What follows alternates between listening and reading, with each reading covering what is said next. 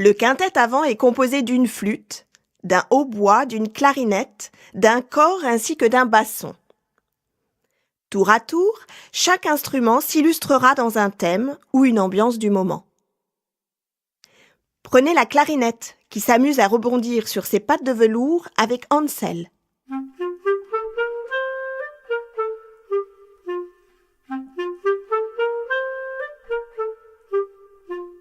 Le hautbois prendra la parole pour indiquer le chemin quand il faudra prendre la route.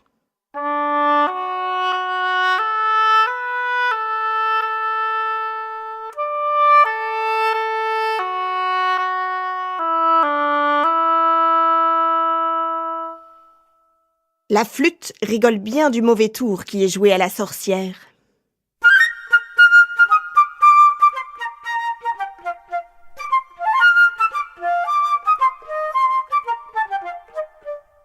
Le cor part en forêt, ramasser des fruits des bois.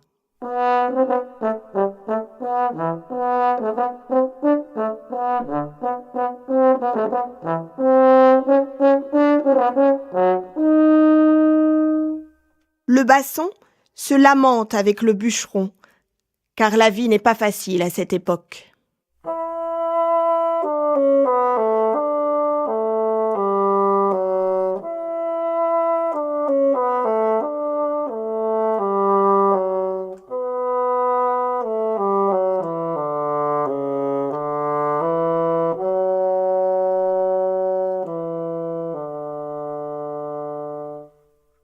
Maintenant, place à l'histoire d'Hansel et Gretel. Un pauvre bûcheron, sa femme et ses 2 enfants vivaient à l'orée de la forêt. Le petit garçon s'appelait Hansel et sa sœur Gretel. Un jour, leurs parents, allant vendre leur stock de bois au village, avaient donné du travail aux enfants restés à la maison. « Travailler, ranger, ramener du bois, ça ne me va pas, dit très vite Hansel. Je préfère m'amuser et chanter. » Et il partit jouer à l'extérieur.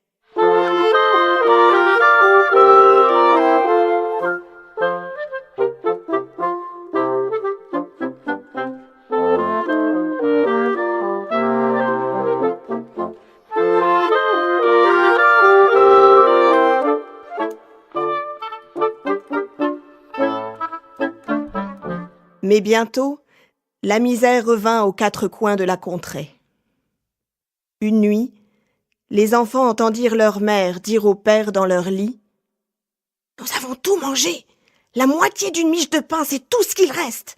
Il faut que les enfants s'en aillent. Nous ne pouvons plus les garder. Nous les mènerons plus profond dans la forêt pour qu'ils ne retrouvent pas leur chemin.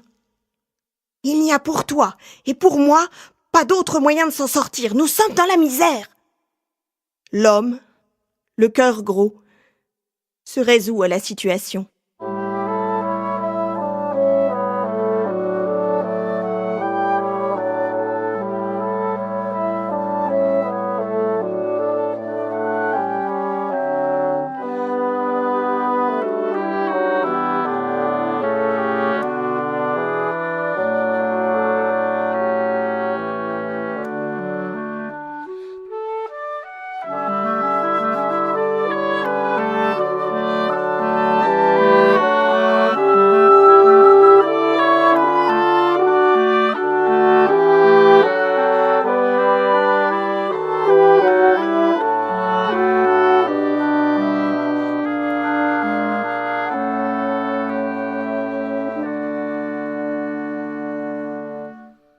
À midi, sur une branche, ils aperçurent un bel oiseau blanc comme neige qui chantait si joliment qu'ils s'arrêtèrent et l'écoutèrent.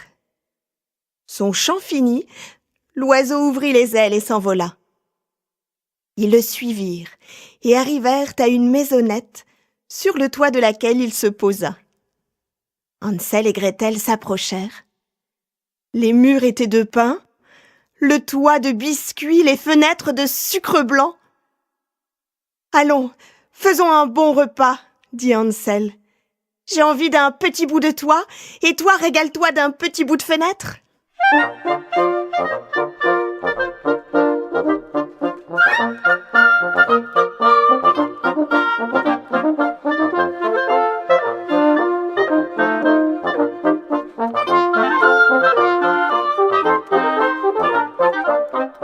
Mais soudain la porte s'ouvrit, et une vieille femme, vieille comme les pierres, boitant sur sa béquille, sortit à petits pas de la maison.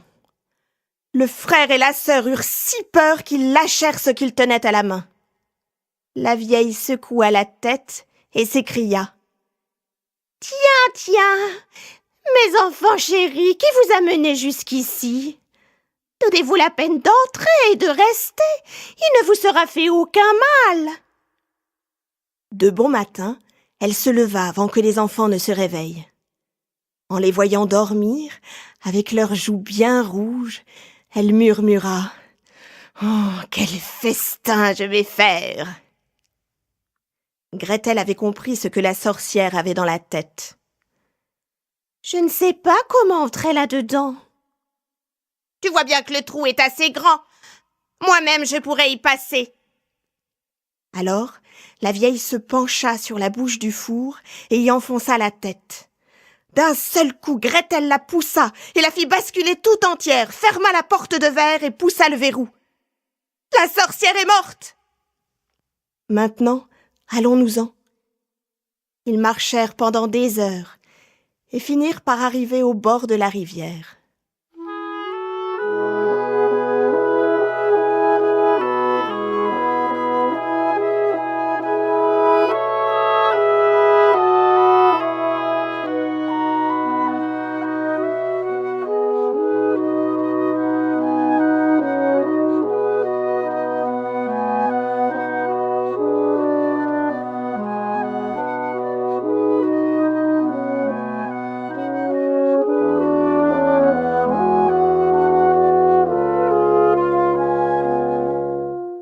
Quand la forêt leur paraissait plus familière, ils aperçurent la maison. C'en était fini de leurs soucis. Et ils vécurent dans une joie sans mélange.